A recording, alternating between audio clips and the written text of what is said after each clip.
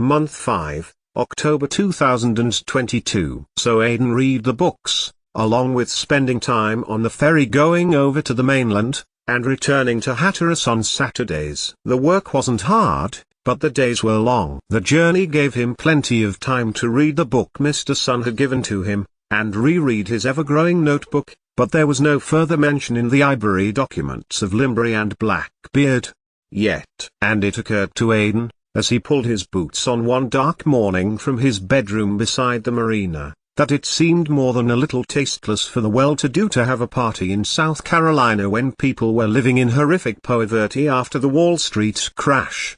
But, what he couldn't avoid was the idea that the Limbury family had been involved with both the Queen Anne's Revenge and Blackbeard, and they had been the family who had hosted the dinner at which Blackbeard's skull had made an appearance. More evidence, Aidan knew, and for that, back to Charleston, and for that, more cash, to get there. He was not at the stage to call it quits, yet, to go back to Mr. Hall. There were more choices to be made yet. Halloween came, and the place was just like American TV portrayed it, full of every manner of scary, and other dressing up too. In Britain, it was barely mentioned. Children under 12 made costumes and had silly parties. Adults went out to pubs and clubs with a hint of dressing up, low-key, as much as to say, we joined in the fun, but we're not taking it too seriously. But while commercialism had come to Britain from America, it was more a superficial kind, more as a reminder that Bonfire Night was not too far away. There was the big event, the remembrance of a night when an act of terrorism was thwarted. Mr. Drummond had been at pains to point out to Aidan every year, that it was Presbyterianism that had diminished the otherworldliness of the last day of October, and at a stroke raised up the failure of Guy Fawkes to blow up the Houses of Parliament. And, throughout all of this, despite all his cautions against being followed, someone was following him. Barry Ortego watched Aidan Drummond get off the ferry from Fort Raleigh, amongst throngs of miniature wizards, witches and ghosts and monsters herded wearily adults as they collected their candy and filled up their buckets, and walk wearily back to the Brooks Charter Hire. Month 6, November 2022. It was November, when big waves, big storms were coming in now, which made the journey to the mainland difficult.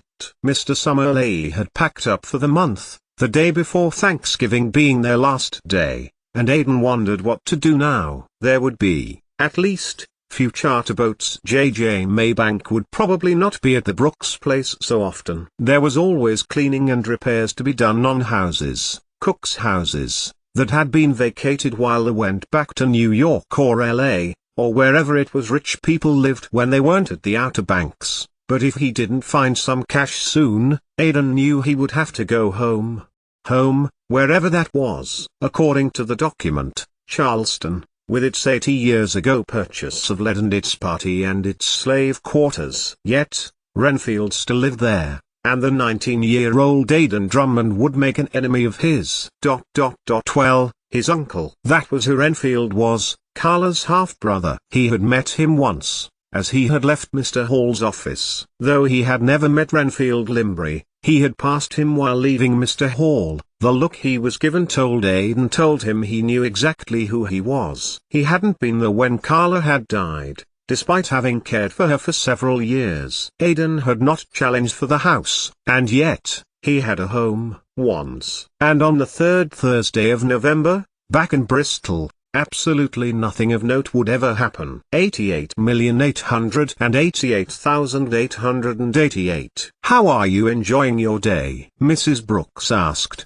as she laid the table. No work that day, it's Thanksgiving. He had helped to prepare the vegetables, before Mrs. Brooks had busied him out of the kitchen. Good, thank you, Ma'am, Aidan replied, cringing at his faux accent. The woman nodded, and continued to bustle, and stepped into the living room. He sat on the sofa at Mr. Brooks' gesture, tapping the sofa and proffering a beer. Thank you, sir, Aidan told Joe Brooks, though he didn't much want a beer. The workers over at Fort Raleigh were always offering Aidan beer. He took the cans he was offered, but didn't drink them. He needed to keep a clear head. He was too young to buy beer himself, so sometimes crashed the beer back, to the approval of the men. Now, when would there be an opportunity? The men were casual workers, as was he. When spring came, who knows who would be employed on the building works? Aidan didn't even know where he himself would be. A knock came to the door as they were just getting to the apple pie and custard, after a very satisfying turkey dinner, hearty praise of which Aidan gave to Mrs. Brooks. "Yes," said Mr. Brooks, as Aidan strained to hear. "Don't you got anywhere else to be, Sheriff Shoop?" Aidan got to his feet, and called to Mrs. Brooks, who had begun the washing up, refusing Aidan's help, having conceded the clearing up to Aidan's steady hand. "I'm just going to my room for a minute." "All right," Mrs. Brooks called back through, in her happy, sing-song voice. Aidan could still hear the conversation going on at the door, and by the sound of it, Mr. Brooks was giving Sheriff Shoop a hard time. The names of some of the teens from Kildare, Sarah, Key, Pope, these came to his ears, and the name which made him shiver, that of Dash. Aidan Drummond ran, having thrown what he could into his backpack, and pulled on as many clothes that he could. Stuffing what he could into his bag, he let himself out through the marina gate, leaning over and closing it from the other side. Someone had once said that it was as important to know where one was running to as it was what one was running from. Aidan had a vague idea, to the vicinity of the ferry that would go to Charleston in the morning. It would be dry, at least. If he could get in, just get in, and be aboard when it went, it would be all he needed. 88,888,888. Because I can, and I did. Rafe Cameron looked triumphant. It was dinner, at Thanksgiving, their first since their father had died. "You did?" Sarah repeated. "What for?" "The police." "God damn it, Rafe." "I did it for us, Sarah, you, me, Wheezy." He had swept up the staircase and into their father's study, his study, now. And he wasn't about to risk it being taken away by a usurper. "Why?" Sarah asked. "Just what threat has a poor, down-and-out guy got over you?" "He owe you money." "Close the door." Rafe gestured to John B. And when his brother-in-law had closed it, Rafe strode past him,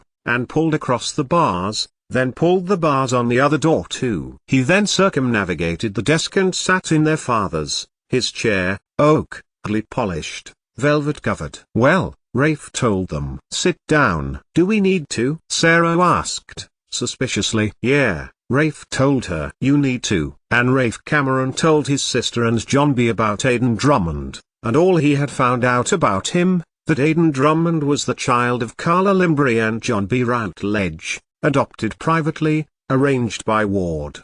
After a long silence, while John B. stared at Rafe, he turned to Sarah, who looked equally shocked. "Except," he told them, "the only thing is, I can't find the letter. It was here, in this office, and now it's gone." Sarah and John B. looked at one another, adding what they both thought to their mental list of things to discuss later. "So, what have the police got to do with it?" "To do with me?" "Or rather, a report of a murder.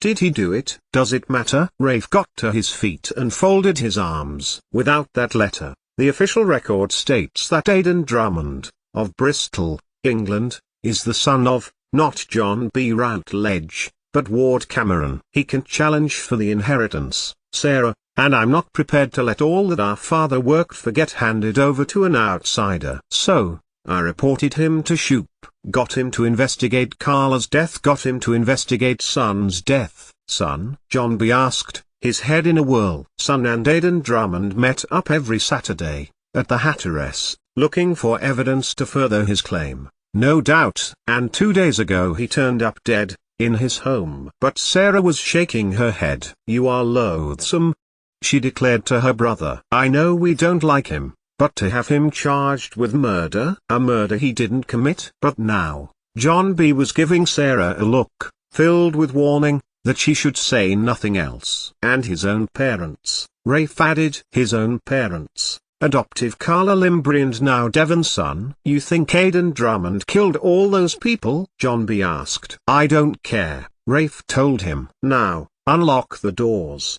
and go and enjoy dessert." 88,888,888. "How do you feel about all your money going away?" It was the day after Thanksgiving, although technically only a few hours into it. A call to his mobile and Rafe had opened the door to Renfield Limbry. "She is entitled to it." Renfield shrugged. "She left me the house." "Doesn't it make you angry?" Rafe stalked about his office, far less comfortable than he had been 6 hours before, the incorrect grammar stabbing at his already inflamed mind.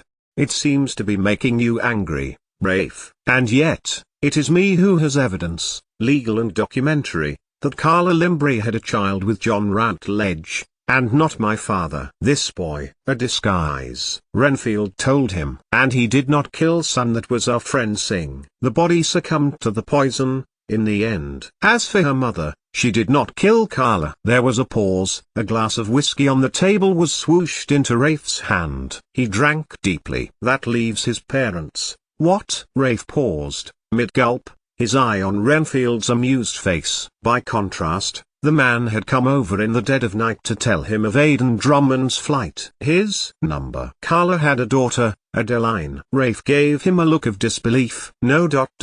You're wrong. She had a son." "It definitely said a son." He began to pull at his desk drawer, pushing things about, searching for the letter. "His name is Aidan, and Rafe Cameron was out of options." He stared at Renfield, as if an answer was about to appear on the man's face. "Do you think ...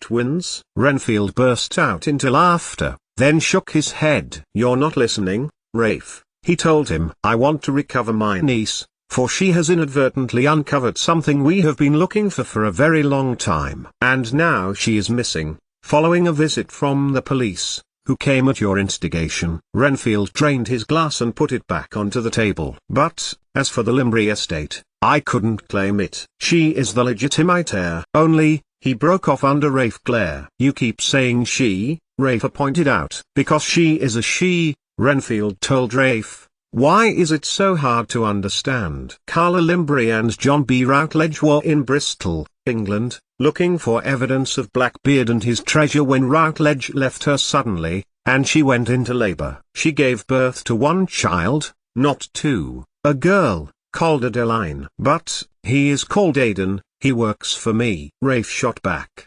urgency in his voice. "Does she?" "I am right in this." But Renfield Limbry held up a hand. "Once a Limbry, always a Limbry," he told Rafe. "And a Routledge, but not a Cameron, despite what you think." Renfield got to his feet. "You shouldn't have called the cops," he added, shaking his head. "Because now a Limbry is lost, because of you." 888,888,888. "And when he got to Charleston, he could find a job," Aidan thought to himself, as he closed in on the jetty where the ferries were berthed. He needed information, and fast, needed to get away. Perhaps there were casual jobs down the coast, he could take charters. But he had no identification, and needed people to trust him. And police were at the Brooks house. He couldn't return there, even after they left. Joe Brooks, though tolerant of a drifter like he thought Aidan was, would never break the law. But, to his horror, the ferries weren't there. It was the early hours of the day after Thanksgiving. Was there a decision made to put them somewhere else, in the holidays? Whatever the reason, Aidan's plan to break in and gain shelter, and neglect to get off when the ferry was underway. The only choice he had was to go back, and the only place he knew he could shelter was the outbuilding. The outbuilding on J.J. Maybank's land. He was bound to be with the other teens anyway. He would never know. They had all been going up to Tannehill, cool boxes full of, presumably, beer, blankets, and so on. The outbuilding. At least until the morning. 88,888,888. And Aidan Drummond woke to the barrel of a gun in his face. He opened his eyes, wondering why the roof of the marina room was not over him, why his clothes were slightly damp, and why his bag had been searched. It was a good thing that the weed and money he had found there was tucked up tightly in his clothes. Yet, there was a barrel of a gun in his face. When Aidan made to sit up, J.J. Maybank lowered it. "The cops are after you," he told Aidan, not lowering the gun. "Why?" To Aidan, it still looked like a toy from a child's dressing up set. "I don't have to talk to you," Aidan told him. He was wet and cold, and just wanted enough time to formulate a plan to get himself to Charleston. No, conceded JJ. You don't gotta. Look, he added, lowering the gun. The cops'll cool off if they don't find you. I should know. I got experience. Just gotta lie low for a time, alright? He narrowed his eyes. You need ... anything? You got anything? Aiden asked, doubtfully. More than you. JJ glanced to his bag. It was clear he had been through it. Here, have this. In his other hand, JJ had a breakfast burrito. Aiden took it, doubtfully, his stomach having taken over the decision-making. He tore half of it off, and then gave it back to JJ, who looked back to the unexpected kindness, which had happened on the back of the kindness he had shown. Except, you have that. JJ shook his head, and gestured to Aiden's neck. That's worth more than anything we ever found. Aiden shuffled up from his crouching position, chewing 2 bites of the burrito, and assessing the flight paths from the outbuilding. You found $500 million in gold bullion, another $500 million which was your friend's ancestor's cross. Then, how much was the El Dorado money worth? That is worth more than those, JJ replied, ignoring his question. Because of Blackbeard. I know you know about it, and I know you are looking for the treasure, gotta be, else why come all this way from merry England? Aiden must not have been able to hide his shock, he considered, because a grin of triumph crept quickly over JJ's face. Gotta catch me. First, Aiden told him, and ran, in his clothing, all the money JJ had earned that summer, plus that which the young man had reappropriated. Aiden was going to Charleston, one way or another. I'll get you, you little prick, JJ called back, as he scrambled to a chase, his mind raging at him that his choice of words was entirely wrong. But JJ Maybank never made it. Last boarding for the ferry to Charleston had been called, but that didn't stop Aiden Drummond. Throwing his back onto the back of the rising departure board, he took a flying leap, landing on the deck just as the doors closed. A gunshot came behind Aiden, and Aiden breathed with the sudden exertion he had demanded of his body. And then there was nothing. Aiden Drummond was leaving the Outer Banks behind him, and focusing instead on his future in Charleston, South Carolina.